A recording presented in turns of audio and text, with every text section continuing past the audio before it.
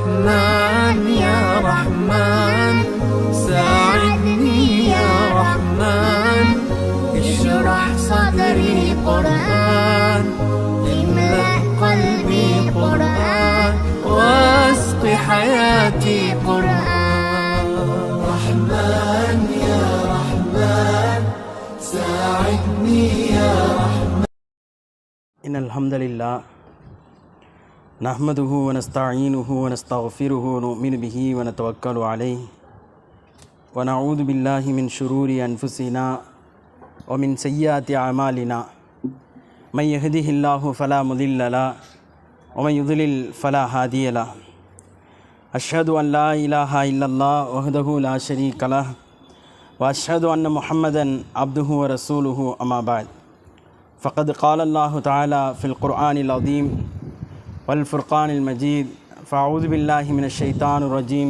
بسم الله الرحمن الرحيم يا أيها الناس اتقوا ربكم الذي خلقكم من نفس واحدة وخلق منها زوجها وبث منهما رجالا كثيرا ونساء واتقوا الله الذي تساءلون به والأرحام إن الله كان عليكم رقيبا فقال نبينا صلى الله عليه وسلم إن أصدق الحديث كتاب الله فأحسن الهدي هدي محمد وشر الأمور محدثاتها وكل محدثة بدعة وكل بدعة ضلالة وكل ضلالة في النار اللهم رب اشرح لي صدري ويسر لي أمري واحلل عقدة من لساني يفقهوا قولي எல்லாம் அல்ல அல்லாஹு தாலாவின் நல்லடியார்களே, அல்லாஹுடைய சாந்தியும் சமாதானமும் இந்த சத்திய மார்க்கத்தை சமூகத்தில் போதிக்க வந்த நபிமார்கள், அவர்களை பின்பற்றி வாழ்ந்தவர்கள், இன்றளவிலும் நம்மோடு வாழ்ந்து கொண்டிருப்பவர்கள் அனைவர் மீதும் உண்டாவதாக என்று கூறி ஆரம்பம் செய்கின்றேன். அன்பான சகோதரர்களே, அல்லாஹு ரப்புல் ஆலமீன் அல் குர்ஆனிலே இன்னத்தீன இந்தல்லாஹில் இஸ்லாம், அல்லாஹுவிடத்திலே மார்க்கம் என்று சொன்னால் அது இஸ்லாம் தான் என்று தெளிவாக பதிவு செய்கின்றான். அப்படி அல்லாஹு ரப்புல் ஆலமீன் சொல்லக்கூடிய தருணத்தில் அல்லாஹுவால் படைக்கப்பட்ட இந்த பூமியில் அல்லாஹுவால் படைக்கப்பட்ட மனிதர்கள் மார்க்கமாக இந்த உலகத்தில் ஒன்றை பின்பற்ற வேண்டும் என்று சொன்னால் இஸ்லாத்தை தான் பின்பற்ற வேண்டும் என்பது அல்லாஹுடைய உபதேசம். ஆனால் இன்றைய நவீன காலம் எப்படி இருக்கிறது என்று பார்த்தோம் என்று சொன்னால், முழுக்க முழுக்க இஸ்லாமியர்களாக அறியப்படக்கூடியவர்கள் கூட தங்களுடைய வாழ்வியலில் இஸ்லாத்தை குழிதோண்டி புதைக்கக்கூடிய காரியங்களை தொடர்ந்து செய்து வரக்கூடிய காட்சிகளை நாம் பார்க்கின்றோம். இது ஒவ்வொரு காலகட்டத்திலும் நடந்து கொண்டே இருக்குது. ரசூலுல்லாஹி ஸல்லல்லாஹு அலைஹி வஸல்லம் அவர்களுடைய வருகைக்கு முன்னர் வரைக்கும் மக்கமா நகரம் அப்படித்தான் இருந்தது என்பதை வரலாற்றிலே பார்க்கிறோம். அல்லாஹ் ரப்புல் ஆலமீன் என்ன செய்கின்றான்? அல்லாஹுடைய தூதரை அனுப்பி வைத்து இதெல்லாம் மூட நம்பிக்கை, இதெல்லாம் மார்க்கத்திற்கு புறம்பான செயல், இதெல்லாம் செய்வது உங்களை நரகத்திலே கொண்டு போய் சேர்க்கும் என்று அந்த இடத்திலே பதிவு செய்து என்னென்ன செயல்பாடுகளை அவர்கள் மார்க்கத்திற்கு முரணான இஸ்லாத்திற்கு எதிரான செயல்பாடாக செய்து வந்தார்களோ அவற்றையெல்லாம் அல்லாஹுடைய தூதர் அவர்கள் மூலியமாக அல்லாஹு ரப்புல் ஆலமீன் களைந்தெடுக்கின்றார். பொதுவாக நம்முடைய எண்ணத்தில் எப்படி ஒன்று விதைக்கப்பட்டு இருக்கிறது என்றால், நாம் செய்யக்கூடிய ஒவ்வொரு காரியமும் இஸ்லாம் தானே அப்படின்னு நாமளாக நினைக்கிறோம். நாம் செய்யக்கூடிய எல்லாமே அதுக்கு ஒரு இஸ்லாமிய வடிவத்தை, ஒரு சாயத்தை பூசி இது இஸ்லாம் தானே அப்படின்னு நாம் நினைக்கிறோம். இப்போ முஹர்ரம் பண்டிகை கொண்டாடப்படுகிறது. முஹர்ரம் ஏன் கொண்டாடப்படுகிறதுன்னு முஸ்லீம்கள்கிட்ட நாம் போய் கேட்டோன்னு சொன்னால் முஸ்லீம்களில் பெரும்பான்மையானவர்களுக்கு தெரியாது. முஹர்ரம் ஏன் கொண்டாடப்படுது, ஏன் முஹர்ரம் மாதத்தில் 10வது நாள் விடுமுறை விடுகிறார்கள் அரசாங்கம், ஏன் முஹர்ரம் மாதத்தில் அது விமர்சையாக முஹர்ரம் பண்டிகை என்றும் அந்த தினத்தை சிறப்பித்தும் பேசப்படுவதற்கான காரணம் என்ன, அன்றைய தினம் நாம் நோன்பு வைப்பதற்கான காரணம் என்ன, பிரித்து பார்க்கணுமா இல்லையா? அப்போ இப்படி பிரித்து பார்க்கும் பொழுது முஹர்ரம் பண்டிகை கொண்டாடப்படுவதற்கும் முஸ்லீம்கள் நோன்பு வைப்பதற்கும் எந்த சம்பந்தமும் கிடையாது. முஹர்ரம் பண்டிகை கொண்டாடப்படுவதற்கும் முஸ்லீம்களாகிய நாம் நோன்பு வைப்பதற்கும் சம்பந்தமே கிடையாது. ஏன் அப்படி சொல்கிறோன்னு சொன்னால், அல்லாஹுடைய தூதர் சொல்கிறாங்க, நீங்கள் முஹர்ரம் மாதத்தில் ஏன் நோன்பு வைக்கிறீங்க தெரியுமா? உங்களுக்கு நிறைய செய்திகளை நம்ம பார்க்க இருக்கிறோம். அதாவது நாம் ஒரு செயலை செஞ்சுட்டு என்ன செய்கிறோன்னா, அதுக்கு இஸ்லாமிய சாயத்தை பூசி அதை அல்லாஹுவோடும் தூதரோடும் நாமளே கொண்டு போய் சேர்த்துருதோம். அதுதான் இன்றைக்கி நாம் செய்யக்கூடிய மிகப்பெரிய பிழை. அல்லாஹும் தூதரும் சொன்னதை எடுத்து நாம் செயல்படுத்துகிறத விட்டுட்டு நாம் ஒரு செயலை செஞ்சு அதை கொண்டு போய் எங்கே வைக்கிறோம்? குர்ஆன்லையும் ஹதீஸ்லையும் கொண்டு போய் வச்சு அதுதான் இஸ்லாமிய நடைமுறை என்று நினைக்கிறோம்.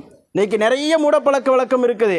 அதில் ஒன்று தான் என்னது, இன்றைக்கி நாம் இப்போ முதல் மாதத்தில் சமூகத்தில் பரவலாக செய்து கொண்டிருக்கக்கூடிய, இந்த சமூகத்தில் பரவலாக பேசப்பட்டு கொண்டு இருக்கக்கூடிய இந்த முஹர்ரம் பண்டிகை என்பது. அப்போ முஹர்ரம் பண்டிகை என்றால் என்ன அப்படின்னு பார்க்கும் பொழுது, முஹர்ரம் பண்டிகையை ரெண்டாக பார்க்கணும். ஒன்று இஸ்லாத்தில் உள்ளது, இன்னொன்று இஸ்லாத்தில் இல்லாதது. இஸ்லாத்தில் இல்லாதது யாருடைய பழக்கம் என்று சொன்னால் ஷியாக்களுடைய பழக்கம். ஷியாக்கள் என்ன செய்கிறாங்க, அந்த முஹர்ரம் 10வது நாளில் கர்பலா என்கின்ற ஒரு பகுதியில் ஹுசைன் ரலியல்லாஹு அன்ஹு அவர்கள் கொல்லப்பட்ட தினத்தை வெகு விமர்சையாக சிறப்பித்து, அதாவது அந்த துக்கத்தை அனுசரிக்கக்கூடிய வகையில் அந்த நாளை ரொம்ப ஒரு மக்கள் மத்தியில் பிரபலப்படுத்தி என்ன செய்கிறாங்க, அன்றைய தினத்தில் ஹுசைன் ரலியல்லாஹு அன்ஹு அவர்களை நினைவு கூறும் விதமாக அந்த முஹர்ரம் தினத்தில் அவர்கள் பஞ்சா எடுக்கக்கூடிய காட்சியை என்ன செய்கிறோம், பார்க்குறோம். பஞ்சாவுக்கும் முஸ்லீம்களுக்கும் சம்பந்தம் உண்டுமான்னு கேட்டால் கிடையாது. ஷியாக்களுடைய பண்டிகையாக அது இருக்குது. ஷியாக்கள் முஸ்லிம்கள் என்கின்ற அந்த பட்டியலில் வருவதற்குண்டான தடைகள் நிறைய வைத்திருக்கிறார்கள். அப்போ அல்லாஹுடைய தூதர் ரசூலுல்லாஹி ஸல்லல்லாஹு அலைஹி வஸல்லம் முஸ்லீம்களுக்கு ஏன் அந்த முஹர்ரம் பண்டிகையை காட்டுறாங்க அப்படின்னு சொன்னால், முஹர்ரம் பண்டிகை இல்லை, முஹர்ரம் நாளினுடைய ஒரு 2 நாட்களை அல்லாஹுடைய தூதர் சிறப்பித்து கூறுறாங்க. நம்ம வந்து முஹர்ரம் பண்டிகை கொண்டாடுவதற்கான காரணம் ஹுசைன் ரலியல்லாஹு கொல்லப்பட்டதற்காக அல்ல. முஹர்ரம் தினத்தில் அந்த நாட்கள் நோன்பு வைப்பதற்கான காரணம் ஹுசைன் ரலியல்லாஹு கொல்லப்பட்டதற்காக அல்ல. ஹுசைன் ரலியல்லாஹுக்கும் அல்லாஹுடைய தூதர் இந்த முஹர்ரம் தினத்தை நோன்பு வைப்பதற்காக கட்டளையிட்டதுக்கும் சம்பந்தமே கிடையாது. நிறைய நம்மள்கிட்ட மூடப்பழக்கம் இருக்குது. முஹர்ரம் தினத்தை முன்னிட்டு ஹுசைன் ரலியல்லாஹு அன்றைக்கி கொல்லப்பட்டாங்களாம், அந்த 10 நாட்களில் 10வது நாள். அதனால் என்ன செய்ய மாட்டாங்க, இவங்கெல்லாம் 10 நாள் கறி வாங்க மாட்டாங்க. போய் பாருங்கள், கேட்டு பாருங்கள், பெரியவங்கள்ட்ட வயசானவங்கள்ட்ட கேட்டு பாருங்கள், சொல்லுவாங்க 10 நாள் இறைச்சி சாப்பிடக்கூடாது, மீன் சாப்பிடக்கூடாது. கடையெல்லாம் வாடி போய் கிடந்துச்சு. எல்லா கடைகள்லையும் சூழலை பார்த்தோம். எப்படி இருந்துச்சு? ஒரு கடையில் வியாபாரம் கிடையாது. இப்போ சமீப காலத்தில் கொஞ்சம் பரவாயில்லை. ஆனால் அந்த 10 நாட்களில் 10வது நாள் வந்து ஹுசைன் ரலியல்லாஹு கொல்லப்பட்டதுனால 10 நாளும் என்ன செய்யக்கூடாது, கறி சாப்பிடக்கூடாது, சாப்பிடவே கூடாது. அப்படி கவலை உள்ள ஆள் 10 நாள் என்ன செய்யக்கூடாது, பச்சை தண்ணி கொடுக்கக்கூடாது. அப்படி தானே இருக்கணும். ஆனால் 10 நாள் கறி மட்டும் இவங்க சாப்பிட மாட்டாங்களாம், இறைச்சி மட்டும் மீன் மட்டும் சாப்பிட மாட்டாங்களாம். 10 நாள் இது ஒரு மூட பழக்கம் அவர்களிடத்தில். சாப்பிட்டா நாம் அந்த துக்கத்தில் கலந்து கொள்ள முடியாமல் போயிடும்.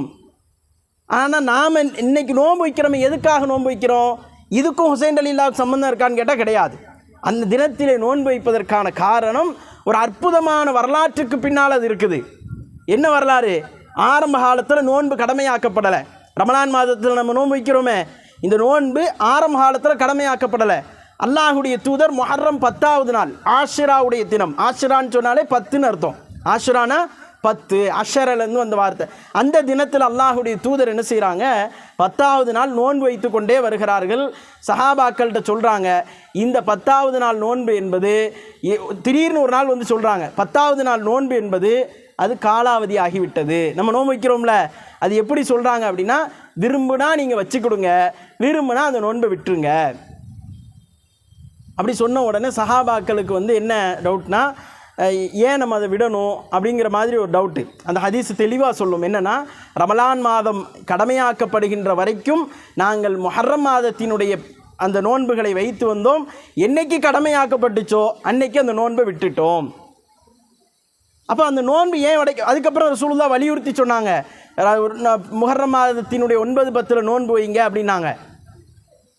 கடைசியாக ஒரு தடவை அல்லாஹுடைய தூதர் சொல்லும் பொழுது, யூதர்கள் நோன்பு வைத்திருக்கிறார்கள், முஹர்ரமுடைய 10வது நாள் நோன்பு வைத்திருக்கிறார்கள் அப்படிங்கிற செய்தி சஹாபாக்கள் மூலியமாக ரசூலுல்லாஹுக்கு தெரியுது. ஏன் நோன்பு வச்சாங்கன்னு கேளுங்கிறாங்க. சஹாபாக்கள் கேட்குறாங்க. யூதர்கள் சொல்கிறார்கள், முஹர்ரம் மாதம் 10வது நாள் ஃபிரௌன் கொல்லப்பட்ட தினம், அதனால் நாங்கள் நோன்பு வைத்திருக்கிறோம். அப்படி சொன்ன உடனே ரசூலுல்லாஹ் சொல்கிறாங்க, மூசா நபிக்கு, மூசா வெற்றி கொண்ட தினம், ஃபிரௌன் கொல்லப்பட்ட தினம் மூசா நபிக்கு உங்களை விட அதிக உரிமை படைத்தவர்கள் முஸ்லிம்கள் தான். நாங்கள் முஹர்ரம் மாதத்தினுடைய 10வது நாள் நோன்பு வைப்போம்.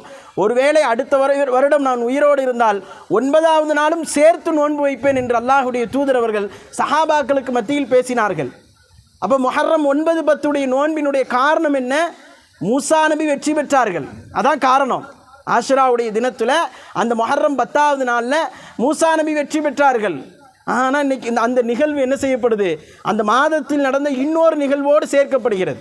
ஹுசைன் ரலியல்லாஹு அவர்கள் கொலை செய்யப்பட்ட நிகழ்வோடு சேர்க்கப்பட்டு அங்கே ஷியா கொண்டாட, இங்கே முஸ்லீம்கள் கொண்டாட 2 ஒன்று தான் நிறைய பேர் நினைத்து கொண்டு இருக்கிறார்கள். அந்த மூட பழக்கத்துக்கும் இஸ்லாத்துக்கும் எந்த சம்பந்தமும் கிடையாது. இது முழுக்க முழுக்க முஸ்லீம்கள் கொண்டாடுவதற்கான, முஸ்லீம்கள் அதை சிறப்பித்து நோன்பு வைப்பதற்கான காரணம் மூசா நபி வெற்றி பெற்றார்கள், ஏகத்துவம் வெற்றி பெற்றது, ஃபிரௌன் கடலில் மூழ்கடிக்கப்பட்டான், அதான் காரணம். காரணம் என்னது? ஏகத்துவம் என்ன செஞ்சது? தலை தூக்குவதற்கு, ஃபிரௌன் மூழ்கடிக்கப்பட்டதற்கு காரணமாக இருந்ததுனால அன்றைய தினம் அல்லாஹு ரப்புல் ஆலமீனுடைய உத்தரவின்படி பெருமானார் ஸல்லல்லாஹு அலைஹி வஸல்லம் அவர்கள் நோன்பு வைத்தார்கள் என்பதை வரலாற்றிலே பார்க்கிறோம். இப்படி சமூகத்தில், எல்லா சமூகத்திலையும் எப்படி ஒவ்வொரு மாதத்துக்கும் ஒவ்வொரு பண்டிகையை வைத்திருக்கிறார்களோ அதே மாதிரி முஸ்லீம் சமூகத்திலையும் என்ன செய்கிறாங்க? பண்டிகையை உருவாக்கி வைத்திருக்கிறார்கள். முஹர்ரம் மாதம் இந்த பண்டிகை, அடுத்து சஃபர் மாதம், அது பீட மாதம்னு ஒரு இதை கொண்டு வந்து சேர்த்து அந்த மாதத்தில் இதை செய்யாத அதை செய்யாதுன்னு கொண்டு வந்து முன்னால் வச்சுருக்கிறாங்க. அடுத்து என்ன? ரபியுல் அவ்வல், ரசூலுல்லாஹ் பிறந்த மாதம், அதில் என்ன செய்யணும்? 12 நாள் மௌலூத் ஓதணும். இப்படி ஒவ்வொரு மாதத்துக்கும் எப்படி பிற மக்கள், பிற மத கலாச்சாரம் இருக்கிறதோ அதே போன்று முஸ்லிம்களிடத்திலே, மார்க்கத்தை அறியாத மக்களிடத்திலே இருக்கக்கூடிய காட்சிகளை நாம் பார்க்கின்றோம். அன்பான சகோதரர்களே, சகோதரிகளே, நாம் நல்லா ஒன்று யோசிக்கணும். நமக்கெல்லாம் முன்மாதிரி யார்? அல்லாஹுடைய தூதர் தான். அல்லாஹுடைய தூதர் வந்து என்ன செய்கிறாங்க அப்படின்னு சொன்னால், ஐயாமுல் ஜாஹிலியா காலத்தில், அதாவது ரசூலுல்லாஹ் நபியாக அனுப்பப்படுவதற்கு முன்னால், நல்லா கவனிங்க, அல்லாஹுடைய தூதர் அவர்கள் நபியாக அனுப்பப்படுவதற்கு முன்னால் நடந்த நிகழ்வுகளை, மக்கமா நகரத்தில் நடந்த நிகழ்வுகளை அப்படியே காட்சிப்படுத்தி காட்டுறாங்க ரசூலுல்லாஹ். எப்படி காட்சிப்படுத்தி காட்டுறாங்க தெரியுமா? ஒவ்வொரு நிகழ்வாக நமக்கு சொல்லித் தருகிறார்கள். அப்படி ரசூலுல்லாஹ் சொல்லித் தரும் பொழுது அந்த மக்கமா நகரத்தில் இருந்த மூட பழக்கத்தை எல்லாம் நமக்கு வரலாறுகளாக பதிவு செய்கிறார்கள். அந்த மக்கத்து குறைஷிகளிடத்தில், முஷ்ரிக்குகளிடத்தில் இதே மாதிரி மூட நம்பிக்கைகள் இருந்துச்சு. என்ன மூட நம்பிக்கை இருந்துச்சு? ரசூலுல்லாஹ் சொல்கிறாங்க, ரசூலுல்லாஹ்வுடைய அந்த வரலாற்றில் பதிவு செய்யப்படுகிறது. சில பேர் இருப்பாங்களாம், அவங்க என்ன செய்வாங்களாம், தங்களுடைய உள்ளத்தில் மறைவான ஞானம் ஏற்படுது அப்படிங்கிற ஒரு சொல்ல அவர்கள் சொல்வார்கள். சொன்ன உடனே மக்கள் எல்லாம் அதை நம்பி நாங்கள் வந்து அவர்கிட்ட போய் என்ன செய்வோம், எங்களுக்கு திருட்டு போன பொருட்கள், நாங்கள் எதை தொலைச்சோமோ அந்த பொருட்கள், இது சம்மந்தமாலாம் அவர்கிட்ட போய் கேட்போம். உடனே அவங்க என்ன செய்வாங்க? அதை சொல்லி தருவாங்க. இன்றைக்கி நம்ம மக்களில் இருக்கிறாங்களா இல்லையா? ஜின்னு ஓட்டுறேன், நாளைக்கு என்ன நடக்கும் நான் சொல்ல போகிறேன், நாளைக்கு நடக்கக்கூடிய காரியத்தை எனக்கு அறிவிக்கப்படுது அப்படின்லாம் சொல்கிறாங்கல்ல. இந்த மாதிரி ரசூலுல்லாஹ் அனுப்பப்படுவதற்கு முன்னால் மக்கத்து முஷ்ரிக்குகள் அல்லாஹுடைய தூதர் ஏன் அனுப்பப்பட்டார்கள் என்பதை இந்த வரலாறை படித்தா நம்ம தெரிஞ்சுக்கிடலாம்.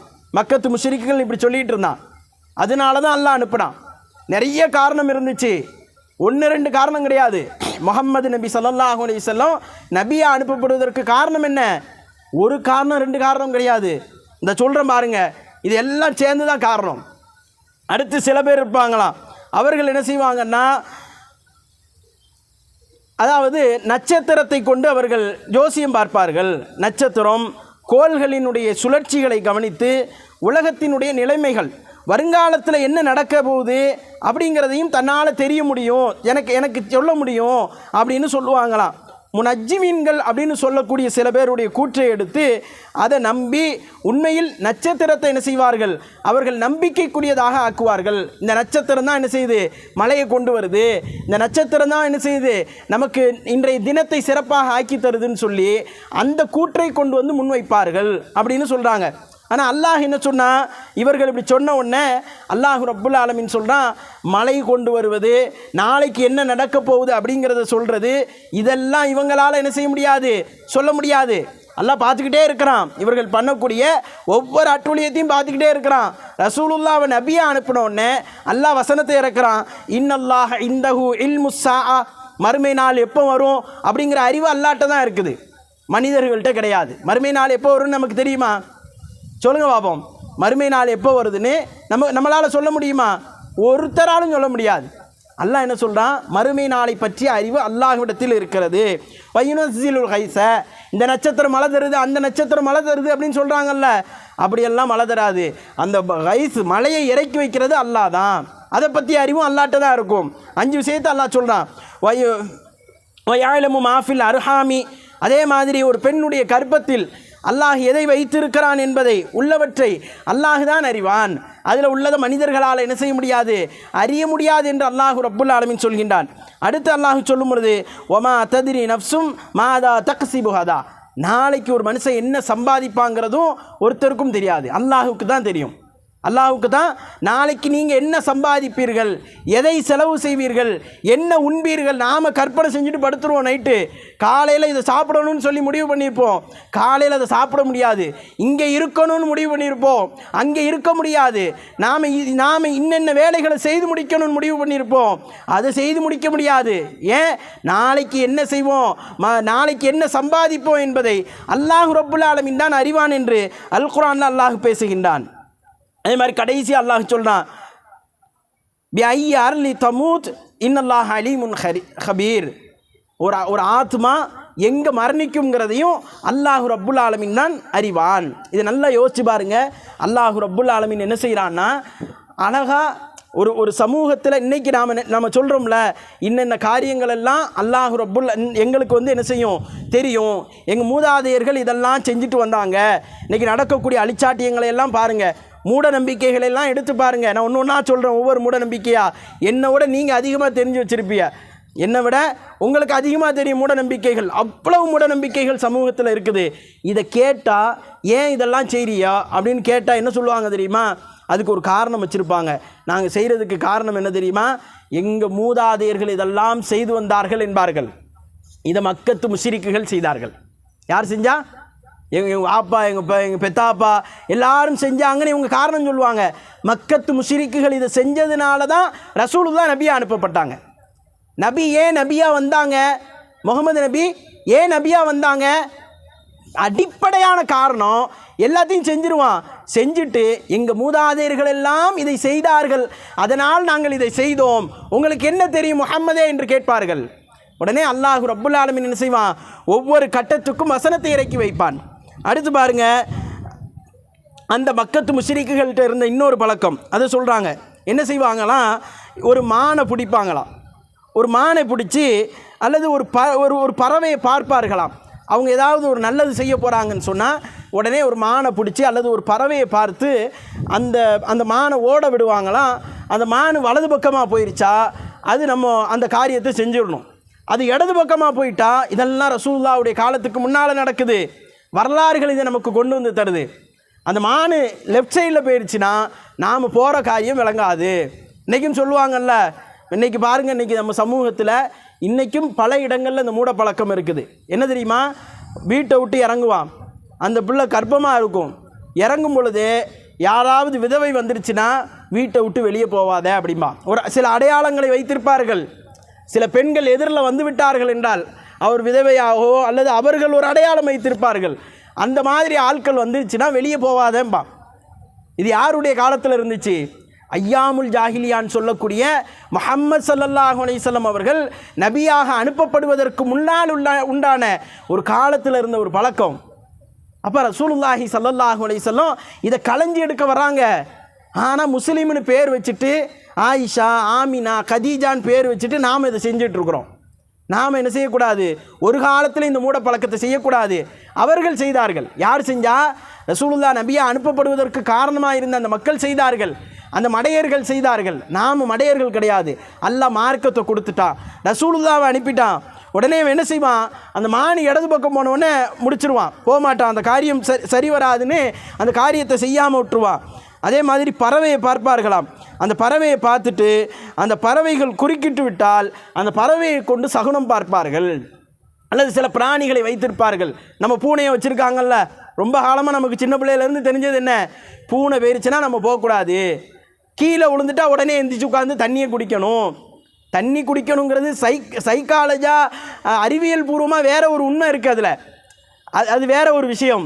ஆனால் கீழே உளுந்தாலே தண்ணி குடிக்கணும்னு கொண்டு வந்தாங்க பாருங்க, அதில் மூட நம்பிக்கையை கொண்டு வந்து திணிச்சிட்டான். எதில்? கீழே விழுந்தாலே நாம் என்ன செய்யணும்? அங்கே உட்காந்து தண்ணி குடிச்சிட்டு போகணும், அங்கே கொஞ்சம் நேரம் உட்காந்துட்டு போகணும், அல்லது உடனே திரும்பி போயிடணும் வீட்டுக்கு, இந்த வேலை என்ன செய்யாது, விளங்காது அப்படின்னு சொல்லி நம்மளிடத்தில் அந்த அந்த பழக்கத்தை என்ன செய்கிறாங்க, கொண்டு வந்து திணிச்சு அந்த மூட நம்பிக்கையை சில நம்ம விரும்பாத நிகழ்வுகள் நடந்துருச்சுன்னு சொன்னால் அடுத்து அந்த காரியத்தின் பக்கம் போகக்கூடாது அப்படிங்கிற அளவுக்கு நம்மளை தள்ளி விடுகிறார்கள். இது அல்லாஹுடைய தூதருடைய காலத்துக்கு முந்தைய காலம் இருந்துச்சு. இதை களையிறதுக்கு தான் ரசூலுல்லாஹ் அனுப்பப்பட்டார்கள். அடுத்து பாருங்க, அல்லாஹு ரப்புல் ஆலமீன் அந்த முந்தைய வரலாறுகளை நமக்கு படம் பிடிச்சு காட்டும் பொழுது இந்த செய்தியை சொல்கிறான். ஒரு இந்த பேய் பிசாசுங்கிற நம்பிக்கை இருக்குதுல்ல, அன்றைக்கி சமூகத்தில் பேய் வந்துடும், பிசாசு வந்துடும், பிள்ளைகளை பயங்காட்டுறதுக்காக சொல்லி வச்சாங்க. ஆனால் அது எப்படி ஆகிப்போச்சுன்னா, பெரியவர்களே பேயை பார்த்து பயப்படுறாங்க. பேயை பார்த்து இல்லை, பேய் என்கின்ற ஒரு அமானுஷத்தை பார்த்து அந்த அந்த அந்த மனசில் அப்படி பதியப்பட்டுருச்சு. அது மன ரீதியாக அவர்களுக்கு பதியப்பட்ட காரணத்தினால தனியாக என்ன செய்ய மாட்டான், போக மாட்டான், தனியாக அந்த காரியத்தை செய்ய மாட்டான். ஒரு பெண்ணாக இருந்தால் தனியாக என்ன செய்ய மாட்டார், அந்த ஒரு இருட்டான பகுதியில் ஒரே ரூமில் தான் இருப்பான், அடுத்த ரூமுக்கு போகிறதுக்கு யோசிப்பான், அடுத்த காரியத்தை செய்ய யோசிப்பான். பிள்ளைகளுக்கு சொல்லி கொடுத்ததுனால பிள்ளைங்க அந்த இருட்டை பார்த்தாலே பயப்படக்கூடிய ஒரு சூழலுக்கு நாமளே கொண்டு போய் தள்ளிட்டோம். இதையும் அந்த மக்கள் செய்து கொண்டு இருந்தார்கள். யார்? மக்கத்து குறைஷிகள், மக்கத்து முஷ்ரிக்குகள் இந்த காரியத்தையும் செய்து கொண்டு இருந்தார்கள். என்ன செய்வாங்களாம், அந்த இறந்து போன செத்து போன அந்த மனுஷனை, ஒருத்தனை கொலை பண்ணிட்டாங்கன்னு வைங்க, அந்த கொலை செஞ்ச மனுஷனை பற்றி ஒரு நம்பிக்கையை அந்த மக்கள்கிட்ட விதைக்கிறாங்க. கொலை செய்தவர் என்ன செய்வார் என்றால், அவர் பழி தீர்க்கப்படாத வரைக்கும் அவர் அப்படியே சுற்றிக்கிட்டே இருப்பாராம். அந்த இடத்த சுற்றி வருவார். அப்படி சுற்றி வரும் பொழுது அந்த ஆன்மா சொல்லுமா, தாகம் தாகம் என்று கத்துமா. அப்படின்னு சொல்லிட்டு என்னுடைய தாகத்தை தணியுங்கள், என்னுடைய தாகத்தை தணியுங்கள் என்று கூச்சலிட்டு கொண்டிருக்கும். கொலையாளியை பழி வாங்கினால் மட்டுமே ஆன்மா சாந்தி அடையும். இப்படி ஒரு மூட நம்பிக்கை அவர்கள் வைத்திருந்தார்கள். ஆன்மா எப்போ சாந்தி அடையுமா? கொலையாளியை பழி வாங்கினாதான் ஆன்மா சாந்தி அடையுமா? அல்லாஹ் அதுக்கும் செருப்படி கொடுத்தான் முஹம்மது ஸல்லல்லாஹு அலைஹி வஸல்லத்தை வச்சு. நாம் இன்றைக்கி பேசுகிறோம்ல, இறந்து போனவ ஏதாவது தூக்கு போட்டு இறந்துருந்தா, தீக்குளிச்சு இறந்துருந்தா, விஷம் அருந்தி தற்கொலை செய்திருந்தால், ஏதோ ஒரு வகையில் தற்கொலை செஞ்சுருந்தா அந்த ஆன்மா மேலே போவாது, அல்லாஹ் இன்னும் உயிரை வாங்கலை. இப்படி ஒரு பேச்சு இருக்குங்க நம்ம மக்கள் மத்தியில். இப்படியான ஒரு பேச்சு இருக்குது, அந்த ஆன்மா மேலே போகலை, அல்லாஹ் உயிரை வாங்குறதுக்கு முன்னக்கூட்டியே அவள் தன்னைத்தானே மாற்றிக்கிட்டா. அல்லது ஒரு ஆக்சிடெண்ட்டில் இறந்து போனவனை இப்படி சொல்லுவாங்க, அந்த ஆன்மா இன்னும் மேலே போகலை, அது சுற்றிக்கிட்டு தான் இருக்குது. அல்லது இறந்த வீட்டுக்கு போயிட்டாங்கன்னு வைங்க, அதுக்கு சில சம்பிரதாயங்களை வைத்திருக்கிறார்கள், அதுக்கு சில மூட நம்பிக்கையை வைத்திருக்கிறார்கள். இறந்த வீட்டுக்கு போனால் இதை செய்யக்கூடாது, இறந்த வீட்டுக்கு போனால் ரசூலுல்லாஹ் சொல்லி கொடுத்தா நம்ம என்ன செய்ய போகிறோம், அது செய்ய போகிறோம், சொல்லி கொடுக்கலன்னா அது செய்யக்கூடாது. இறந்த வீட்டுக்கு போயிட்டு அம்மன் அந்த மேலே சிச்சிலிப்பின்னு சொல்லுவாங்கள்ல, நம்ம ஊரில் பரவலாக அம்மன்னு சொல்லுவாங்க, அது போட்ட வீட்டுக்கு என்ன செய்ய மாட்டாங்க, போக மாட்டாங்க. அல்லது இங்கே போயிட்டு அங்கே போக மாட்டாங்க, அங்கே போனால் இங்கே தண்ணி குடிக்க மாட்டான், இங்கே வந்தால் அங்கே தண்ணி குடிக்க மாட்டான், இப்படி நிறைய வச்சுருக்கிறான். அப்போ அல்லாஹுடைய தூதருடைய காலத்தில் இந்த பழக்கம் இருந்துச்சு. தூதருடைய காலத்தில் இல்லை, தூதர் அனுப்பப்படுவதற்கு முன்னால் இந்த பழக்கம் இருந்துச்சு. இந்த கொலை செஞ்சவன், கொலை செய்யப்பட்டவன், அல்லது இந்த மாதிரி இறந்து போனவன் ஆன்மா அப்படியே சுற்றிட்டு இருக்குதுன்னு சொல்லி ஒரு மூட நம்பிக்கை பரப்பி வைத்திருந்தார்கள். அல்லாஹ் அதுக்கு எப்படி சவுக்கடி கொடுத்தான் தெரியுமா? அழகா அல்லாஹ் சொன்னான், இறந்து போனவருடைய ஆத்மா அல்லாஹுடைய ஃபர்ஸக் என்கின்ற அந்த திரைக்கு பின்னால் இருக்கிறது. அல் குர்ஆன் பேசுது. அந்த ஆத்மா வெளியெல்லாம் அல்லாஹ் விட மாட்டான். நாம் நினைக்கிற மாதிரி இறந்து போனவன் இங்கெல்லாம் சுற்றிக்கிட்டுலாம் இருக்க மாட்டான், முடிஞ்சிருச்சு. உயிரோடு இருக்கும்போதே நம்மளை ஒன்றும் பண்ண முடியலையே. உயிரோடு இருக்கும்போதே பலகீனமாக இருக்க போய் தான் வண்டியில் போய் விழுந்து சாவுறான், பலகீனமாக இருக்க போய் தான் மருந்து குடித்து சாவுறான், பலகீனமாக இருக்க போய் தான் இறந்து போகிறான். ஆனால் நாம் என்ன நினைக்கிறோம், உயிரோடு உள்ளவன் இறந்து போயிட்டால் பவர் கூட வந்துடும் நினைக்கிறோம். ஆனால் அல்லாஹுடைய மார்க்கம் என்ன சொல்லுது தெரியுமா? ரொம்ப தெளிவாக அழகாக சொல்லுது. அல்லாஹுடைய மார்க்கம் இறந்து போயிட்டா முடிஞ்சு போச்சு, அவன் திரும்ப வரவே முடியாது. யார் சின்னதுலேருந்து பெருசு வரைக்கும் யார் இறந்து போனாலும் சரி, அல்லாஹுடைய ஃபர்ஸக்கு பின்னால் போயிட்டாங்க அவங்க. அப்போ இந்த பேய் பிசாசு பித்தலாட்டம் எல்லாம் இந்த வசனம் என்ன செய்யும், போட்டு உடைச்சி அப்படி ஒன்றுமே இல்லை, ஒரு மண்ணும் கிடையாதுன்னு சொல்லிடும். இன்றைக்கி ஜின்னை வச்சு சேட்டை பண்ணுறாங்கல்ல, ஜின்னை வச்சு நான் சேட்டை பண்ணுறேன், ஜின்னை என்னால் ஏவி விட முடியும், பேய் பிசாசை என்னால் கட்டுப்படுத்த முடியும். நான் அப்படி தான் மனசால் ஒரு கிளாஸ் எடுத்துகிட்டு இருந்தேன். நான் சொல்லிகிட்டு இருக்கும்போதே ஒரு பிள்ளை எழுந்திரிச்சு சொன்னிச்சு, எனக்கே பேய் பிடிச்சிருக்கு, நீங்கள் என்ன இப்படி சொல்லுதியான்னு. நீங்கள் என்ன பதில் சொல்லுவீங்க அப்படி பேசும்போது? நீ ஒரு ஆள் எந்திரிச்சு நல்லா கதை விடுதாப்பா, நீ எனக்கே பேய் பிடிச்சிருக்கு, உனக்கு என்ன சொல்லுதுன்னு. எப்போ பேய் பிடிச்சிது? நான் கேட்டேன், எப்போம்மா பேய் பிடிச்சிது?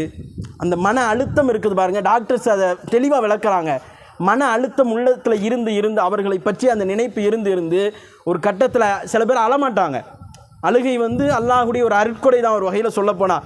நாம் அந்த அழுகையை சரி இப்படி ஒரு வேதனை அவனுக்கு ஏற்பட்டுச்சுன்னு நினைக்குமே, அந்த அழுகையின் மூலமாக மனக்கவலைகளை எல்லாம் அல்லாஹ் போக்குறான்.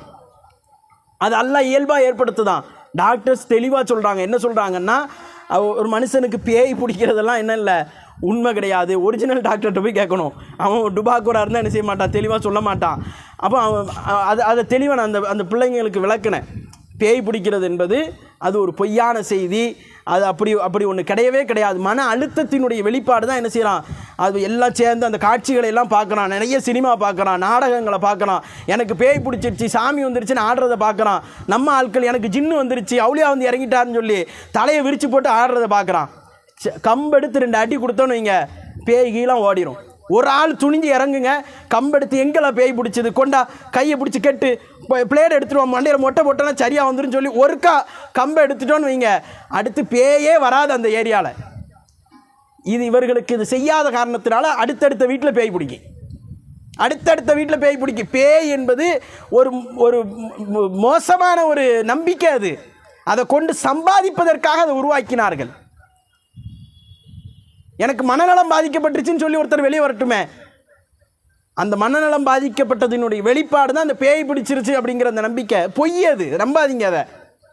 அப்போ இந்த பேய் நடமாடுதுன்னு சொல்லி அன்னைக்கே குறைசிகள் என்ன செஞ்சாங்க, பொய்யான நம்பிக்கையை விதைத்தார்கள். எதுக்கு விதைச்சாங்க தெரியுமா?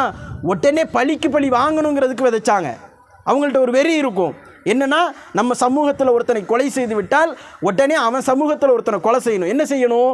அந்த ஆத்மா சுத்துதுன்னு சொல்லு, பிள்ளைகள்கிட்ட போய் இளைஞர்கள்ட்ட போய் சொல்லு, அந்த ஆத்மா சுத்துதுன்னு நீ சொன்னீன்னா உடனே என்ன செய்வான், அவன் அருவாளோடு சுற்றுவான், பழிக்கு பழி உடனே வாங்குவான்.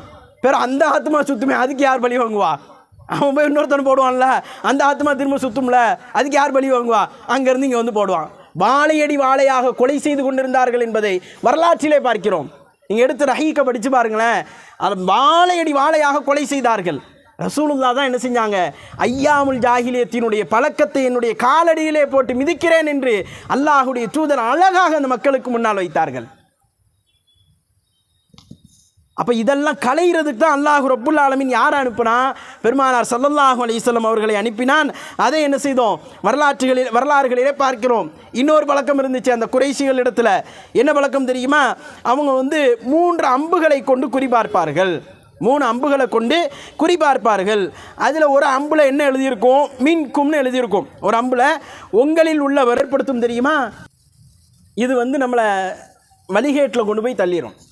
இந்த மூட பழக்கங்களை நாம் தொடர்ந்து பின்பற்றுவது என்ன சூழலை ஏற்படுத்தும் என்றால், நம்மளை வழிகேட்டில் கொண்டு போய் தள்ளிடும், ஷிர்க்கில் கொண்டு போய் தள்ளிடும். அல்லாஹுடைய தூதரவர்கள் 23 ஆண்டு காலம் எதை ஒழிப்பதற்கு பாடுபட்டார்களோ அதை நோக்கி நாம் மீண்டும் போய்விடுவோம். இன்றைக்கி ஒரு பெரும் கொண்ட கூட்டம் தர்கா வழிபாட்டை தூக்கி வைத்து பிடித்து கொண்டு ஆடுவதற்கான காரணம் என்ன? இப்படி சின்ன சின்ன மூட பழக்க வழக்கங்கள் கொஞ்சம் கொஞ்சமாக உள்ள வர ஆரம்பித்தது. எப்படி முஸ்லீம் அல்லாத மக்கள் செய்கிறார்களோ மூட பழக்கங்களை, அதே போன்று இவர்களும் செய்ய ஆரம்பித்து கடைசியில் அவர்கள் தேர் இழுத்தால் இவர்கள் சந்தன கூட இழுப்பார்கள்.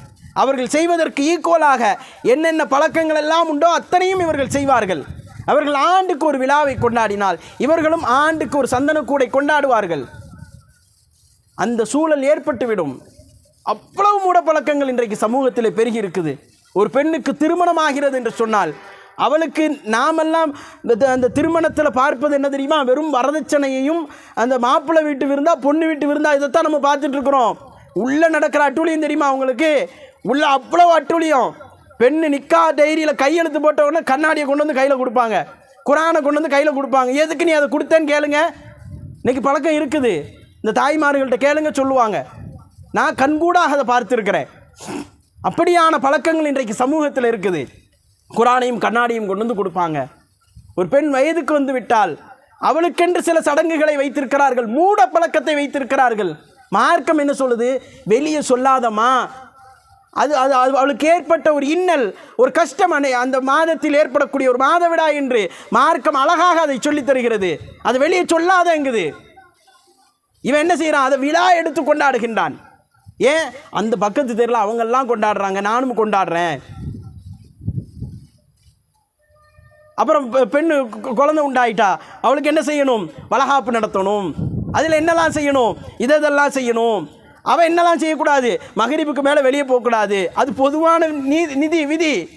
மகரிபுக்கு மேலே வெளியே போகக்கூடாதுங்கிறது இருக்குதா இல்லையா? அது கர்ப்பிணிகளுக்கு மட்டுமல்ல, அது ஒட்டுமொத்த முஸ்லிம்களுக்கும் அல்லாஹுடைய தூதர் சொல்லிக் கொடுத்த உபதேசம். மகரிபுடைய தொழுகைக்கு பிறகு ஷைத்தான்கள் அவிழ்த்து விடப்படுகிறார்கள். அங்கங்கே நிற்பா. அல்லாஹுடைய தூதர் சொல்கிறாங்க, அது தெளிவான ஹதீஸ், நபிமொழி. அது இவன் என்ன செய்கிறான்னா, அந்த கற்பிணிக்குன்னு ஒன்று வச்சிருக்கிறான். கற்கள் நேரத்தில் வெளியே போகாத. வயதுக்கு வந்த பெண்ணுக்கென்று ஒன்று வைத்திருக்கிறான். கற்கள் நேரத்தில் வெளியே போகாத, பேய் பிசாசு அண்டிரும். பேய் பிசாசு கிடையாதுன்னு தெளிவாக சொல்லிட்டோம். அல்லாஹ் என்ன செய்ய மாட்டான்? வெளியே விட மாட்டான். ஃபர்சக்கில் தான் அம்புட்டு ஆத்மாவும் இருக்குதுன்னு தெளிவாக சொல்லிட்டோம். நம்ம ஆத்மா இல்லை, ஆடு மாடு கோழி அல்லாஹ் உலகத்தில் படைச்ச அத்துணை ஆத்மாவும் கைப்பற்றப்பட்ட அத்துணை உயிரும் எங்கே இருக்கும்? ஃபர்சக்கு பின்னால் இருக்கும். அல்லாஹ்வுடைய கண்ட்ரோலில் இருக்குது அந்த ஃபர்சக். நீங்கள் நான் எந்த ஆலிம்ஸா எவன் வந்தாலும் என்ன செய்ய முடியாது? அதை விட்டு வெளியே கொண்டு வர முடியாது. இங்கேருந்து அங்கே அனுப்ப முடியாது. அப்போ நல்லா யோசிச்சு பாருங்க.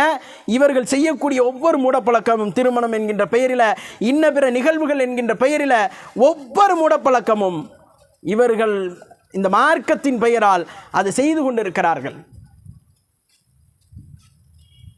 அதே மாதிரி திருமண நிகழ்வுகளில் நீங்கள் பார்த்தீங்கன்னு சொன்னால், கருகமணியை ஹைலைட்டாக தூக்கி பிடிக்கக்கூடிய சூழலை நாம் சமூகத்தில் பார்க்குறோம். இந்த கருசமணி இருக்குதுல்ல, இது தாலி கயிறு மாதிரி. எப்படி இந்து மக்களை செய்கிறாது அவங்களுடைய கலாச்சாரம், அவர்களுடைய செயல்பாடு. இஸ்லாத்தில் அல்லாஹுடைய தூதர் எத்தனை 11 திருமணங்களை செய்திருக்கிறார்கள். ஒரு மனைவி இறந்த பிறகு அல்லது ஒரு மனைவி அவர்களை விட்டு பிரிந்த பிறகுனா வஃபாத்தான பிறகு அல்லாஹுடைய தூதர் அவர்கள் அப்படி 11 திருமணங்களை செய்திருக்கிறார்கள். எந்த ஆயிஷா ரலியல்லாஹு இருந்து கதீஜா ரலியல்லாஹு இருந்து எந்த பெண்ணுக்காவது அல்லாஹ்வுடைய தூதர் தானே முன்மாதிரி. நமக்கு முன்மாதிரி யார்? உங்களுக்கு முன்மாதிரி யார்? யோசிச்சு பாருங்க. இந்த கருசமணியை நம்ம பெரிய புனிதமாக நினைக்கிறோமே, இது அல்லாஹ்வுடைய தூதர் அவர்கள் தன்னுடைய மனைவிமார்கள் யாருக்கும் அணிந்ததாக வரலாற்றில் கிடையாது. இன்றைக்கு நாம் சமூகத்தில் அதையும் என்ன செய்கிறோம்? பார்க்குறோம். நம்மள்கிட்ட நிறைய நம்மளை அறியாமலேயே மூட நம்பிக்கைகள் நிறைந்து கிடக்கிறது. வெறுமனே ஒரு செயினை போடுறது, இதெல்லாம் மார்க்கத்தில் தப்பு கிடையாது. அல்லாஹுடைய மார்க்கம் அனுமதிக்குது. தங்கத்தை நீங்கள் தாராளமாக எவ்வளவு வேண்டுமானாலும் போட்டுக்கொள்ளலாம். அது குறிப்பிட்ட ஒரு 84 கிராமுக்கு மேலே இருந்துச்சுன்னா நீங்கள் அதுக்கு ஜக்காத்தை கொடுக்கணும், அவ்வளோதான் உத்தரவு. போட்டுக்கிட்டே இருக்கலாம் தங்கத்தை. ஆனால் இந்த ஒரு ஏதோ ஒரு கலாச்சாரத்தை கொண்டு நம்மள்கிட்ட சேர்க்குறாங்களே, அதை நாமளும் இன்றைக்கி பின்பற்றுகிறோமே. நாம் தான் சொல்லணும், நாம் தான் அதை களைய வைக்கணும், நாம் தான் அது தவறு என்றது மக்களிடத்தில் உபதேசிக்கணும். இது செய்தால் என்ன ஆகும் அப்படிங்கிறத தான் நம்ம சொல்ல போகிறோம். அல்லாஹுடைய தூதர் இப்படிலாம் தவறான காரியத்தை நம்ம கொஞ்சம் கூட யோசிக்காமல் தொடர்ந்து காலமாக செய்து வருகிறோமே, என்ன ஆகிறது? அதை பெரிய புனிதமாக பார்க்குறோமே. இது செய்யலைன்னா அது பெரிய குற்றமாக பார்க்கிறோமே. நமக்கு நாமே இதை வகுத்து வைத்திருக்கிறோமே, என்ன ஆகும்? அல்லாஹ் ரப்புல் ஆலமீன் அல் குர்ஆனில் கேள்வி கேட்குறான். அல் குர்ஆனில் என்ன கேள்வி கேட்குறான் தெரியுமா?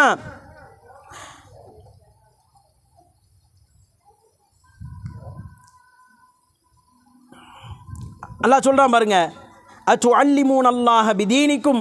கடுமையான வார்த்தை, அல்லாஹ் சொல்லக்கூடிய கடுமையான வார்த்தை. அச்சு அல்லிமூன் அல்லாஹ பிதீனிக்கும், உங்களுடைய மார்க்கத்தை நீங்கள் அல்லாஹுக்கு கற்றுக் கொடுக்கிறீர்களா என்று கேட்கின்றான். எப்படி கேட்குறான்? நீ ஒரு புது மார்க்கத்தை உருவாக்கி வச்சுட்டு, நீ புதுசாக ஒரு தீனை ரெடி பண்ணிவிட்டு அது அல்லாஹுக்கு கற்றுக் கொடுக்குறியா அப்படின்னு என்ன செய்கிறான்? அல்லாஹ் கேட்குறான். அல் குர்ஆனில் 49வது அத்தியாயம் 11வது வசனத்தில் அதை பார்க்க முடியுது. அவ்வளவு ஸ்ட்ராங்காக கேட்குறான். நீங்கள் புதுசாக மார்க்கத்தை உண்டாக்காதீங்க.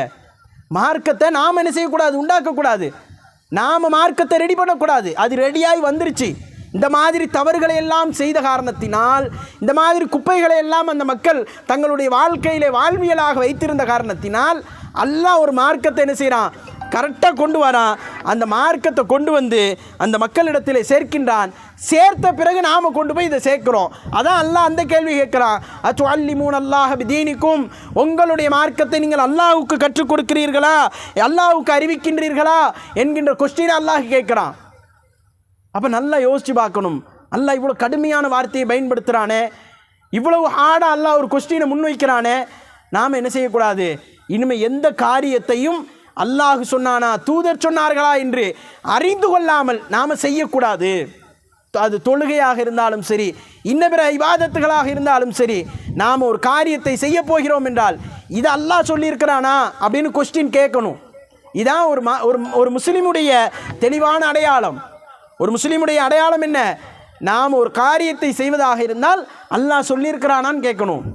தூதர் இதை காட்டியிருக்கிறாங்களா, இப்படி தூதர் செய்ய சொல்லியிருக்கிறாங்களா அப்படின்னு நாம் என்ன செய்யணும்? கேட்கணும். நாம் அதை கேட்காம நம்ம இஷ்டத்துக்கு நம்ம செஞ்சோன்னு சொன்னால் நாம் என்னது, நம்ம சரியான முஸ்லீம் கிடையாது. நாம் மக்கத்து குறைஷிகள் எப்படி இருந்தார்களோ அப்படித்தான் நாம் இருக்கிறோம். அய்யாமுல் ஜாஹிலியத் என்று அல்லாஹுடைய தூதரவர்கள் அவர்களை குறித்து அடையாளம் காட்டுகிறார்கள். ஜாஹிலியாவில் இருக்கக்கூடிய மக்கள் என்கின்றார்கள். அப்போ மற்ற மக்களுடைய மார்க்கத்தை நாம் விரும்பக்கூடாது என்பதை அல் குர்ஆன் நமக்கு தெளிவுபடுத்துகிறது. அல் குர்ஆனில் அல்லாஹ் அழகாக சொல்வான். எப்படி சொல்வான் தெரியுமா? ஒமை எபுத்தகி கைரல் இஸ்லாமி தீனன் ஃபலன் யுக்பல மின்ஹு வஹுவ ஃபில் ஆஹிரத்தி மினல் ஹாசிரீன் அப்படின்னு அல்லாஹ் பேசுவான். அல் குர்ஆனில் அவ்வளோ அழகாக அல்லாஹ் சொல்வான். ஒமை எபுத்தகி கைரல் இஸ்லாமி தீனன், இஸ்லாம் அல்லாததை யாராவது விரும்பினால் நேசித்தால் ஃபலன் யுக்பல மின்ஹு வஹுவ ஃபில் ஆஹிரத்தி மினல் ஹாசிரீன், 3வது அத்தியாயத்தினுடைய 85வது வசனம். அதில் அல்லாஹ் கேட்குறான், என்ன, நீங்கள் இஸ்லாம் அல்லாத மார்க்கத்தை ஒருத்தர் விரும்பினால் அல்லாஹ் ரப்புல் ஆலமீனால் அது ஒப்புக்கொள்ளப்படாது. உங்களுக்கு பிடிச்சிருக்கு, நீங்கள் ஒரு தொழுகையை தொழ போகிறீங்க, அந்த தொழுகை உங்களுக்கு பிடிச்சிருக்கு, அது அல்லாஹ் சொல்லித்தராத தொழுகையாக இருந்தால், சொல்லித்தராத நேரத்தில் தொழக்கூடிய தொழுகையாக இருந்தால் அல்லாஹ் ஒப்புக்கொள்ள மாட்டான். ஃபலை யுக்பல மின்ஹு, தொழுகை தானே அப்படின்னு நினைக்கக்கூடாது. அல்லாஹ் சொல்லியிருக்கானா அப்படின்னு பார்க்கணும். தூதர் வழிகாட்டி இருக்காங்களா அப்படின்னு பார்க்கணும். தொழுகை தானேன்னு பார்க்கக்கூடாது. இஸ்லாத்தில் இதானே அதானேங்கிற அந்த குப்பைகளுக்கு இடம் கிடையாது. அந்த இதானே அதானேங்கிறது ஃபுல்லாக ஃப்ராடுத்தனம் பண்ணுறதுக்கு இந்த மக்கள் கண்டுபிடிச்ச ஒரு வார்த்தை. அப்போ அல்லாஹ் என்ன சொல்கிறான்? வஹுவ ஃபில் ஆஹிரத்தி மினல் ஹாசிரீன், இவர்கள் மறுமை நாளிலே நஷ்டமடைந்தவர்களாக இருப்பார்கள். இஸ்லாம் அல்லாத ஒன்றை விரும்பினால் அல்லாஹ் ஏற்றுக்கொள்ள மாட்டான். சரி, ஏற்றுக்கொள்ளாட்ட போகிறான் அப்படின்னு விட முடியுமா? மறுமையில் நீ நஷ்டமடைஞ்சிருவேங்கிறான் அல்லாஹ். எப்போ? மறுமை நாளில் நீங்கள் நஷ்டமடைந்து விடுவீர்கள் என்கின்றான். அப்போ நாம் செய்யக்கூடிய எல்லா காரியத்தையும் யோசிக்கணும். ஒரு நோன்பு வைக்கிறோம். நாம் வைக்கக்கூடிய நோன்பு காலையிலிருந்து மாலை நேரம் வரைக்கும் என்ன செய்யணும்? பட்டினி கிடக்கிறோம். அது நாம் இந்தியா போன்ற பகுதிகளில் நோன்பு வைக்கக்கூடியவர்கள் 14 மணி நேரம் பசியும் பட்டினியோடும் கடந்து அந்த நோன்பு துறக்கக்கூடிய நேரத்தில் எவ்வளவு சந்தோஷமாக நோன்பு துறப்போம். அல்லாஹ் அந்த நோன்பை ஏற்றுக்கிடணும்னு நினைப்போமா மாட்டோமா? அல்லாஹ் என்ன செய்யணும்? என்னுடைய நோன்பை கண்டிப்பாக ஏற்றுக்கொள்ள வேண்டும் என்கின்ற அந்த ஆசை, அந்த பிரியம் நம்மள்கிட்ட இருக்கும். ஆனால் அந்த நோன்பு ஏற்றுக்கொள்ளப்படாமல் போனால் என்ன நடக்கும்? யோசிச்சு பாருங்க. அதை விட கை சேதம் எதுவும் கிடையாது. யாருக்காண்டி நம்ம நோன்பு வச்சோம்? ரப்புக்காண்டி தானே நோன்பு வச்சோம், அல்லாஹ்வுக்காக தானே நோன்பு வச்சோம். அந்த நோன்பு ஏற்றுக்கொள்ளப்படாமல் போயிடுச்சுன்னா, ஒரு தொழுகையை தக்பீர் கட்டி தொழுகிறோம், 5 நிமிடம் நம்மளுடைய சுகபோகங்களை எல்லாம் விட்டுட்டு அல்லாஹ்வுக்காக அந்த 10 நிமிஷத்தை ஒதுக்குறோம், தொழுகிறோம், தொழுதுட்டு உட்கார்ந்து துவா செய்கிறோம். இந்த தொழுகை அல்லாஹ்ட்ட ஏற்றுக்கொள்ளப்படணுமே. ஏற்றுக்கொள்ளப்படாமல் போனால் எவ்வளவு கஷ்டமாக இருக்கும். அல்லாஹ் அதுதான் சொல்கிறான், நீங்கள் மார்க்கத்தில் இல்லாததை, ஒமை யபுத்தகி கைரல் இஸ்லாமி தீனன், இஸ்லாமிய மார்க்கம் அல்லாத ஒன்றை நீங்கள் விரும்பினால்னா என்ன? அதை நீங்கள் செஞ்சா அது என்னவா வேண்டுமானாலும் இருக்கலாம். அது மூட நம்பிக்கை வழியே உள்ளே வந்ததாக இருக்கலாம், அல்லது பிதாத்துவகள் வழியாக உள்ளே வந்ததாக இருக்கலாம், அது எந்த ரூட்டில் உள்ளே வந்ததாக வேணுமானாலும் இருக்கலாம். அதை நீங்கள் செய்தீர்கள் என்று சொன்னால் ஃபலன் யுக்பல மின்ஹு, அல்லாஹ் என்ன செய்ய மாட்டான்? ஒப்புக்கொள்ள மாட்டான். அந்த இபாதத்தை ஏற்றுக்கொள்ள மாட்டான். நம்மளோட நோன்பு பியூராக இருக்கணும், அப்போ தான் அல்லாஹ் ஏற்றுக்கிடுவான். தொழுகை பியூராக இருக்கணும், அப்போ தான் அல்லாஹ் ஏற்றுக்கிடுவான். என்னுடைய சஜிதா ரொம்ப அழகாக இருக்கணும், அப்போ தான் அல்லாஹ் ஏற்றுக்கிடுவான். அதில் பிதாத்துகளும் மூட நம்பிக்கையும் கலந்திருக்கும் என்று சொன்னால், என்னுடைய வாழ்வில் மூட நம்பிக்கை கலந்திருக்கும் என்று சொன்னால் அல்லாஹ் ஒரு காலத்தையும் ஏற்றுக்கிட மாட்டான். ஏற்றுக்கிடாதது மட்டுமல்ல, கூடுதலாக அல்லாஹ் ரப்புல் ஆலமீன் நஷ்டவாளிகளுடைய பட்டியலில், மறுமை நாளிலே நரகவாசிகளுடைய பட்டியலில் கொண்டு போய் அவர்களை சேர்க்கின்றார். அப்போ அல்லாஹுடைய தூதர் அவர்கள் ஒவ்வொரு உரைகளை ஆரம்பிக்கும் போது என்ன செய்வாங்க தெரியுமா? பயான் நடக்க ஆரம்பிக்கல. இப்போ நம்மெல்லாம் வந்தோம், பயான் நடக்க ஆரம்பிச்சதில்ல. ஃபஸ்ட்டு நம்ம என்ன ஓதணும்? சூரத்து நிசாவினுடைய முதல் வசனம், யா ஐயுஹன்னாஸ் இத்தகு ரப்பக்கும் அல்லதி ஹலகக்கும் மின் நஃப்ஸின் வாஹிதா அப்படிங்கிற அந்த வசனத்தை ஓதணும். அதுக்கடுத்து ஒரு நபிமொழி, இன்ன அஸ்தகல் ஹதீஸி கிதாபுல்லா ஃபஹ்சனல் ஹதி முஹம்மதின் ஷர்ரல் உமூரி. இந்த நபிமொழி இருக்குல்ல, இந்த இந்த இந்த இந்த ஸ்டெப் பை ஸ்டெப்பாக பண்ணுறோம்ல, இது ரசூலுல்லாஹ் சொல்லி தந்தது. ஃபஸ்ட்டு அல்லாஹ்வை புகழணும், அடுத்து என்ன செய்யணும்? அந்த குர்ஆன் வசனத்தை இது ரசூலுல்லாஹ் என்ன செய்கிறாங்க, இதை இப்படி தான் செஞ்சாங்க. பயான் ஆரம்பிக்கிறதுக்கு முன்னக்கூட்டி இன்னல் ஹம்தலில்லான்னு ஓத ஆரம்பித்து அந்த துவாலாம் ஓதி முடித்த உடனே ஃபஸ்ட்டு என்ன செய்வாங்க? இந்த சூரத்து நிசாவினுடைய முதல் வசனத்தை ஓதுவாங்க. ஓதி முடித்த உடனே இன்ன அஸ்தகல் ஹதீஸி கிதாபுல்லா என்கின்ற இந்த நபிமொழியை சொல்வார்கள். இந்த நபிமொழி என்ன சொல்லுது தெரியுமா? இன்ன அஸ்தகல் ஹதீஸி கிதாபுல்லா, வார்த்தைகளில் மிகவும் உண்மையானது அல்லாஹுடைய வேதம். ஃபஹ்சனல் ஹதி முஹம்மதின், நேர்வழிகளில் மிகவும் சிறந்தது யாருடைய நேர்வழி? முஹம்மது ஸல்லல்லாஹு அலைஹி வஸல்லம் அவர்களுடைய நேர்வழி. வஷர்ரல் உமூரி முஹதஸாத்துஹா வகுல்ல முஹதஸத்தின் பிதா வகுல்ல பிதாத்தின் லலாலா. வஷர்ரல் உமூரி முஹதஸாத்துஹா, புதுமையான ஒவ்வொரு காரியமும் கெட்டதாகும், ஒவ்வொரு புதுமையும் பிதாத்தாகும், ஒவ்வொரு பிதாத்தும் வழிகேடாகும் என்று அல்லாஹுடைய தூதர் சொல்கிறாங்க. நீங்கள் மார்க்கத்தின் பெயரால் செய்யக்கூடிய ஒவ்வொரு பிதாத்தும் என்னது? வழிகேடு. அதை என்ன செய்யக்கூடாது. வழிகேடு என்ன செய்யும்? வகுல்ல தலாலத்தின் பின்னார், கொண்டு போய் நரகத்தில் சேர்க்கும். நாம் மார்க்கோன்னு நினச்சி ஒரு கற்பனையில் செய்கிறோமே, 756 போடுறது மார்க்கம், பிஸ்மில்லாவுக்கு ஈக்குவல் நினைக்கிறோமே, யார் சொல்லி தந்தாத? சலவாத்து அல்லாஹு அக்பர்னு பாங்க சொல்கிறாங்க. அஷ்ஹது அன்ன முஹம்மது ரசூலுல்லாஹ்னு சொன்னோன்னே என்ன செய்வாங்க? இந்த முத்தம் குச்சி இப்படியே கண்ணில் ஒத்தி எடுப்பாங்க. யார் சொல்லி தந்தா? பாங்குக்கு முன்னால் என்ன செய்வார்? முஅத்தின் சலவாத்து சொல்வார். அல்லாஹுடைய தூதர் காட்டியே தரல, பாங்குக்கு பின்னால் சலவாத்து சொல்ல சொன்னாங்க. அதான் வழிமுறை. பாங்குக்கு முன்னால் சலவாத்து சொல்லக்கூடாது. நீங்கள் நல்லா ஒன்று புரிஞ்சு கொடுங்க. ஒன்று செய்யக்கூடாதுன்னு மார்க்கம் ஒரு காரியத்தை சொல்கிறது என்றால் செய்யக்கூடாது. செய்யணும்னு கட்டளை இட்டால் அதைத்தான் செய்யணும். குண்டக்க மண்டக்க செய்கிறது இருக்குது பார்த்தீங்களா, அது மார்க்கத்தை கேலி செய்வதற்கு சமம். இங்கே செய்யின்னு சொன்னால் அங்கே போய் செய்கிறது. நீங்கள் உங்கள் பிள்ளைகளே யோசிச்சு பாருங்கள், தண்ணியை கொட்டாதலா அப்படின்னா தண்ணியை கொட்டினா நினச்சிவியா, எவ்வளோ திமிரு பாரு. வாய்ப்பு கிடச்சா அத்தாவையும் சேர்த்து திட்டுவான், அப்பனை மாதிரியே வந்திருக்கு பாரு அப்படின்பா. வாய்ப்பு கிடச்சா இவன் அம்மாவையும் சேர்த்து திட்டுவான், அம்மாவை மாதிரியே வந்திருக்கு பாரு, தண்ணியை கொண்டு வந்து கொட்டுறா பாரு அப்படின்னு. இது நமக்கு கோபத்தை ஏற்படுத்தாதா? என்ன ஒன்று செய்யாதன்னு சொன்னால் செய்யக்கூடாது, அதைத்தான் நான் செய்வேன்னு சொன்னால் இது திமிர்த்தனம்.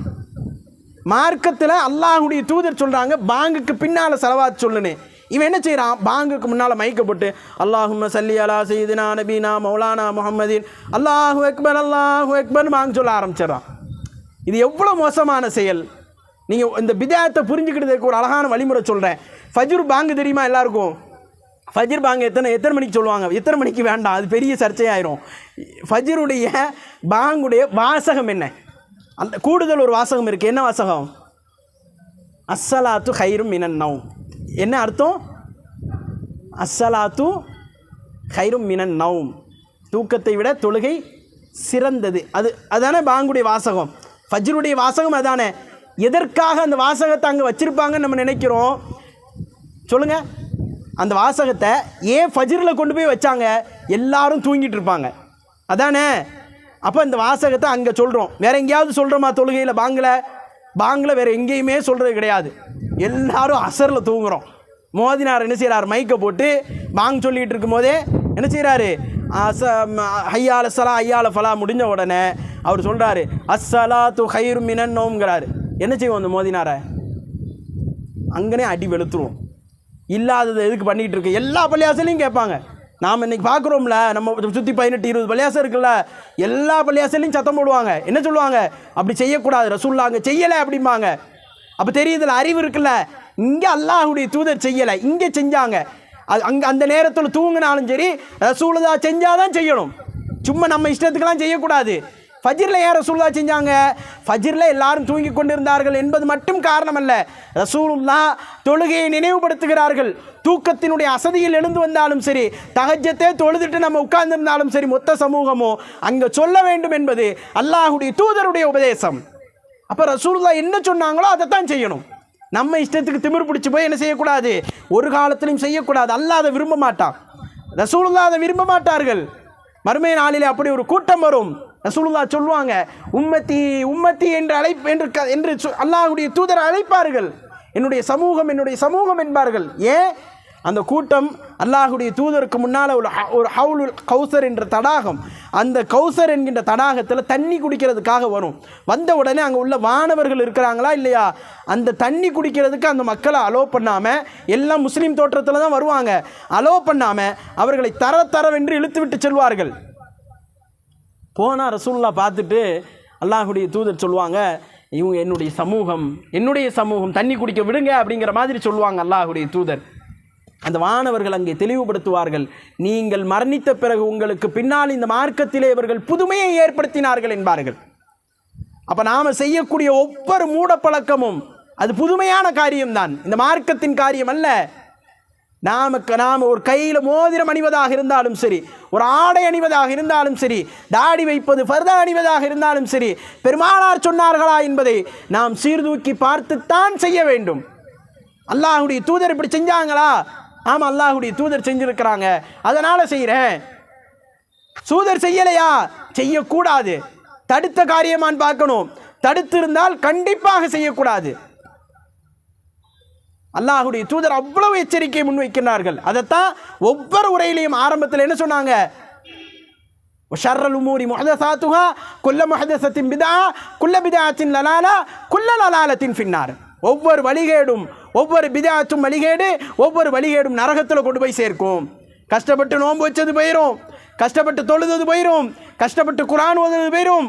முழுக்க அல்லாஹ்வுக்காக வாழ வேண்டும் என்று சினிமாக்கள் மற்ற பிற சுகபோகங்களை எல்லாம் தூக்கி எறிஞ்சிட்டு இந்த உலகத்தில் அல்லாஹ்வுக்காக வாழ்கிறேன், முஸ்லீமாக அடையாளப்படுத்துகிறேன், என்னுடைய ஆடைகளை நான் மறைத்துக் கொள்கிறேன், என் கணவனுக்கு முன்னால் மட்டும்தான் நான் வெளிப்படுவேன், என்னுடைய வாழ்விலே தாடியை ஒரு காலத்திலும் அகற்ற மாட்டேன், தொழுகைக்கான நேரத்திலே நான் வேலை செய்ய மாட்டேன் என்று என்னவெல்லாம் இந்த உலகத்திலே நாம் நல்ல காரியங்களை செய்தோமோ எல்லாம் ஒன்றுமில்லாமல் போயிடும். மறுமை நாளில் போனால் ஒன்றுமே இருக்காது நம்ம கையில். யார் பிதாத்தை விரும்பி செய்தார்களோ, பிரமத கலாச்சாரத்தை செய்தார்களோ, மார்க்கத்தில் இல்லாத ஒன்றை செய்தார்களோ, தூதர் வெறுக்கக்கூடியதை செய்தார்களோ, தூதர் காட்டி தராததை செய்தார்களோ அவர்களுக்கு. ஆக அன்பானவர்களே, அல்லாஹ் ரப்புல் ஆலமீன் நமக்கு அற்புதமான மார்க்கத்தை கொடுத்திருக்கிறான். ஆகையால் நாம் என்ன செய்யணும்? முழுக்க இந்த மார்க்கத்தை நம்முடைய வாழ்வியலாக ஆக்கி கொண்டு மகிழ்ச்சியாக அதை எடுத்துக்கொண்டு நம்முடைய வாழ்வில் இந்த ஒவ்வொரு மார்க்கத்தினுடைய ஒவ்வொரு கடமையையும் நம்முடைய வாழ்வில் சிறப்பாக செயல்படுத்துவதற்கு யோசித்து பெருமானார் இதை சொல்லிக் கொடுத்தார்களா என்பதை தெரியலைன்னா தெரிஞ்சவங்கள்ட்ட கேட்டு நாம் என்ன செய்யணும்? படித்து கொண்டு நம்முடைய வாழ்வில் அதை செயல்படுத்த வேண்டும். அப்படியாகத்தான் அல்லாஹ் ரப்புல் ஆலமீன் இந்த மார்க்கத்தை ரொம்ப பளீர்னு நமக்கு கையில் கொடுத்துருக்கிறான். அதை செயல்படுத்துவதற்கான முயற்சிகளை நாம் அதிகமாக எடுக்க வேண்டும் என்கின்ற செய்தியை உங்களுக்கு முன்னால் வைக்கின்றேன்.